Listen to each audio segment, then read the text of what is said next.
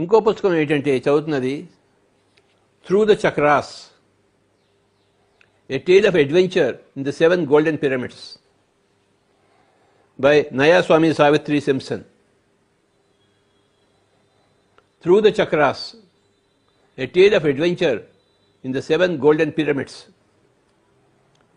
By Nayaswami Savitri Simpson. ఒక 3000 సంవత్సరాల తర్వాత ఒక జరిగిన సంఘటనని ఊహించుకుని రాసిన పుస్తకం ఇది.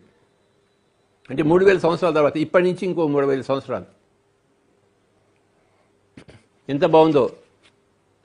త్రూ ద చక్రాస్, చక్రాస్ గురించి ఈ పుస్తకం అంతా ఉంది డీటెయిల్డ్గా. చక్రాస్ అంటే మన ప్రాణమయ కోశంలో ఉండే నాడుల సమూహాలు, నాడుల కేంద్రాలు. మనకి 7 శరీరాలు ఉన్నాయి. అన్నమయ కోశము, ప్రాణమయ కోశము, మనోమయ కోశము, విజ్ఞానమయ కోశము, ఆనందమయ కోశము, విశ్వమయ కోశము, నిర్వాణమయ కోశం. ఈ విధంగా ప్రాణమయ కోశంలో ఎథీరిక్ బాడీలో ఎనర్జీ బాడీ అది. అందులోని నాడులన్నీ కూడాను ఉంటాయి. ఆ నాడుల కేంద్రాలను చక్రాలు అంటారు. ఆ చక్రాల గురించి ఈ పుస్తకంలో విశేషంగా ఉంది. అంతేకాదు, ప్రతి చక్రాలకి కూడాను మహాభారతం కూడా కలిపారు. అలాగే పతంజలి అష్టాంగ యోగం కూడా కలిపారు.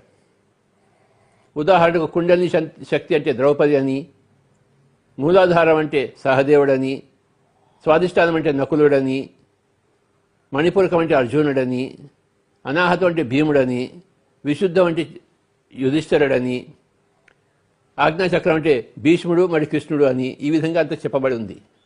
మహాభారతాన్ని చక్రాలకి కలిపింది దేవుడే. చాలా చాలా బాగుంది ఈ పుస్తకం.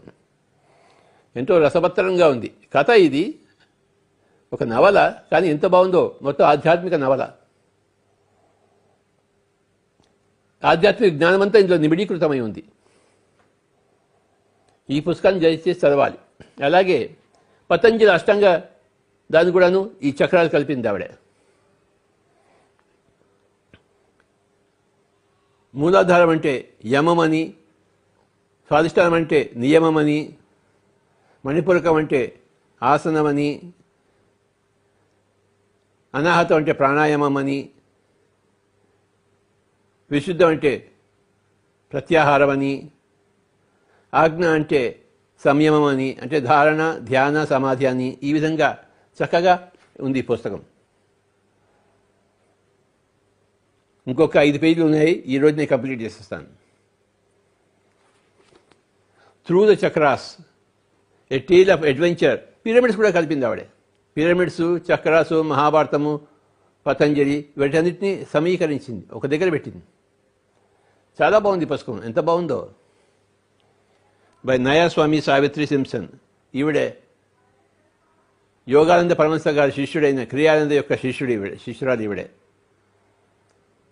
ఆవిడకి నా యొక్క నమస్కారములు. చక్కటి పుస్తకాన్ని ప్రపంచానికి అందించారు.